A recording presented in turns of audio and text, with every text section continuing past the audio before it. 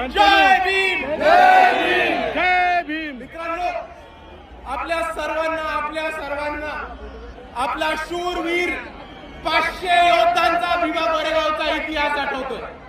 आणि इतक्या वर्षापूर्वी जरी ती लढाई झाली असेल तरी 2025च्या शेवटी 2026 मध्ये जाताना आजही भीमा कोरेगावला लाखोच्या संख्येने भीम अनुयायी येतात. आणि आपण यांनी हेच दाखवून दिले की भीमा कोरेगावच्या दिवशी ज्या योद्ध्यांनी इकडे पेशवाई माती काढण्याचं काम केलं होतं त्यांना आम्ही विसरलेलो नाही आहोत मित्रांनो.